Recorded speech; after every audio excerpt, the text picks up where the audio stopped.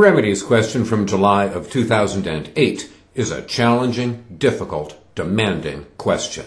Have a look at the call of the question, and we'll see together, before we even read the fact pattern, this question is comprehensive. It is asking us about most of the remedies outline, and we've got 1 hour to figure out what's going on and provide a decent response.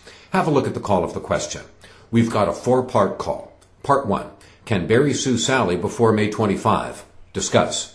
We're going to have to read the fact pattern to be able to offer a straight answer to that question. Question 2. What provisional remedies might Barry seek to prevent Sally from delivering the phaeton to the shipping company pending resolution of his dispute with Sally? And would the court be likely to grant them? Discuss. Well, stop right there for a moment. Provisional remedies? This is the first time the California Bar ever directly asked about provisional remedies. And the only provisional remedies that really come to mind are temporary restraining orders and preliminary injunctions. We'll have to read carefully. But given the call of the question number 3, which is asking about specific performance in replevin, we're not going to be able to talk about replevin in our answer to question 2. I've already touched on question 3, and notice it's a straight remedies question, asking about specific performance, something that we can break up into elements, and replevin, a very narrow little topic on the remedies outline. Then look at call of the question number 4.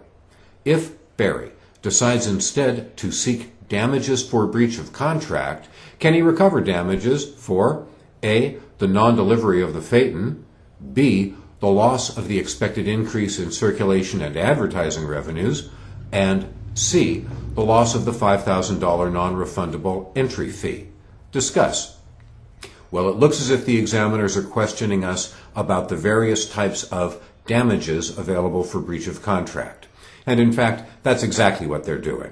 So we haven't even read the fact pattern yet, and we already know we're being asked about damages, specific performance, replevin, and provisional remedies. And as it turns out, we're going to be able to come up with 1 or 2 other little wrinkles off of the remedies outline. Now go to the top of the fact pattern with me, and let's have a brief look at this short 4-paragraph question. In paragraph 1, we meet Barry, our plaintiff. He's a car magazine publisher. He's wanted to win first prize in a big car show, and he is sure that if he wins this prize, he's going to end up with a much more successful magazine. In paragraph 2, we meet Sally. Sally is our defendant, and she owns this fancy ancient car. And the car is so beautiful, it's likely to win first place. In paragraph 3, we find out about the contract that is the subject of the litigation below. On April 1, Barry and Sally entered into a valid written contract by which Barry agreed to buy and Sally agreed to sell the phaeton for $200,000 for delivery on May 25. And then we learn, also in paragraph 3, that in anticipation of acquiring this fancy car, Barry completes the application and pays the non-refundable $5,000 entry fee for the concourse. And remember, this entry fee is the very last thing we are asked about in call of the question number 4. Then, finally in the 4th paragraph, on May 10, Sally told Barry that she had just accepted $300,000 in cash for the phaeton from a wealthy Italian car collector, and she says, that's what it's really worth. And she adds that she would deliver the car to a shipping company for transport to Italy within 1 week. And then we get the 4-part call of the question again. Well, the good thing about this question is that it is so simple. There's nothing complicated about the facts here. What's hard about this question is that we are being asked so many different questions about the various remedies that come to mind as a result of this dispute. Now turn the page and have a look at the example outline of issues that I've provided, and you'll see I try to keep it as simple as I can. The first call of the question, can Barry sue Sally before May 25, is answered very easily. The answer is yes. But in order to deliver that one-word answer, we have to do a little bit more analysis. We have to evaluate the agreement between Barry and Sally, and that's not going to be very hard because the examiners tell us that this is a valid contract. Then we focus on breach, and in this situation, Sally has breached by anticipatory repudiation.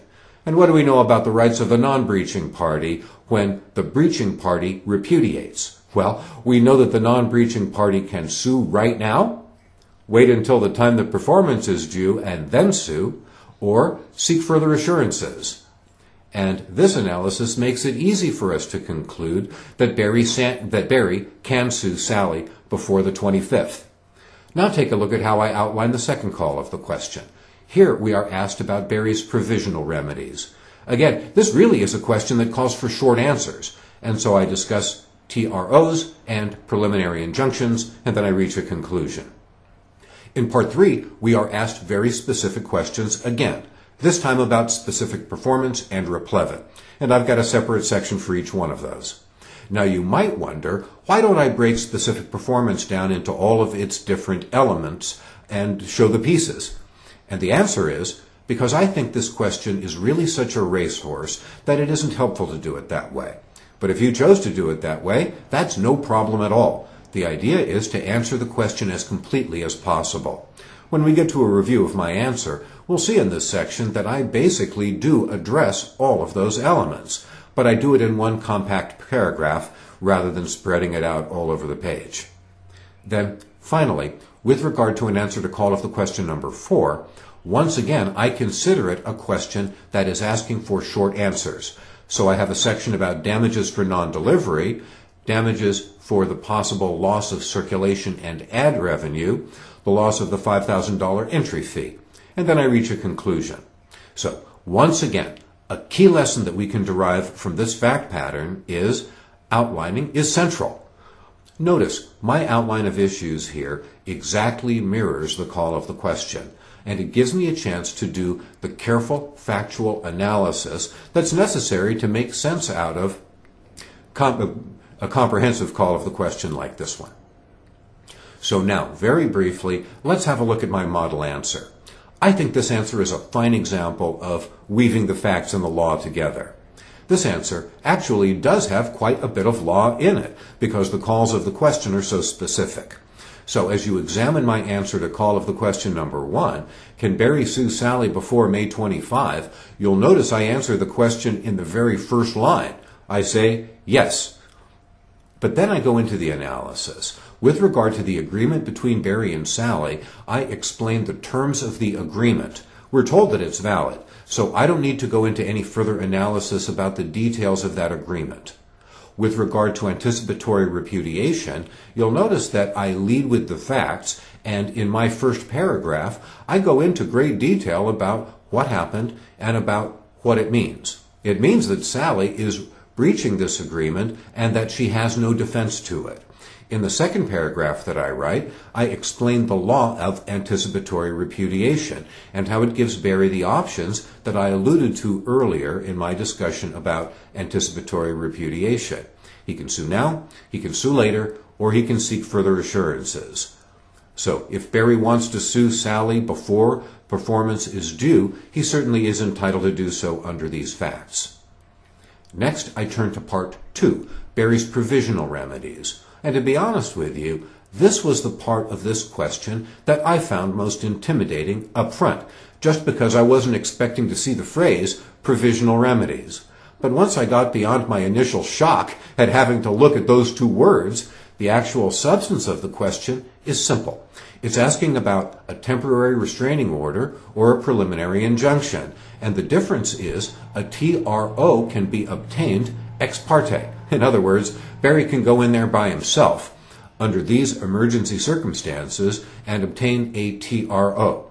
But then a preliminary injunction would need to be sought and obtained in order for both sides to have an opportunity to contest the issue.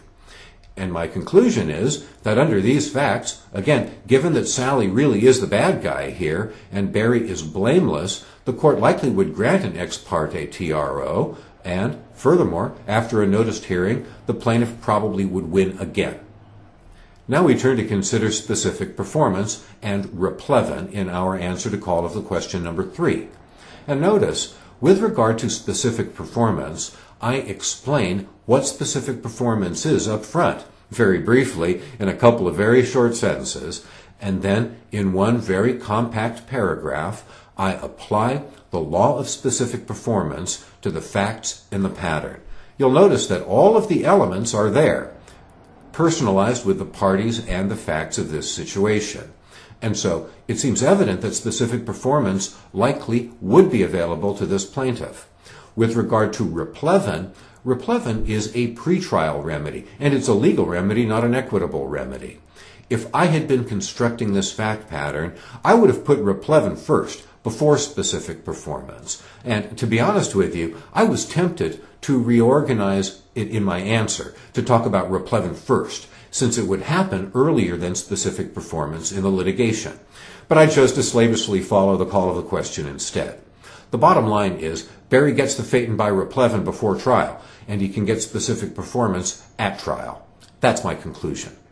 And then, finally, we turn to consider damages. Here we are asked 3 specific questions all about damages, and I answer each one of them in turn. With regard to non-delivery of the phaeton, it seems to me that the plaintiff ought to be able to obtain damages and also $100,000 in restitution. The same figure, but I explained the difference between damages and restitution in this first section. Now, pause for a moment. Notice that the examiners have figured out a way to test every last one of the major remedies in a single fact pattern. This is a very impressive essay question, and I hope you'll agree that my answer is simple and direct and comprehensive. Next, we turn to Barry's claim for damages for loss of circulation and ad revenue. And here it seems to me that these are too speculative, and so I don't award loss of circulation and ad revenue to Barry, despite the fact that he is blameless in the dispute.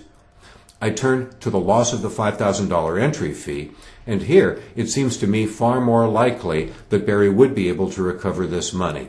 Assuming that Sally was aware of his plans, it would be foreseeable to her that he would lose this $5,000 if she were to breach the contract.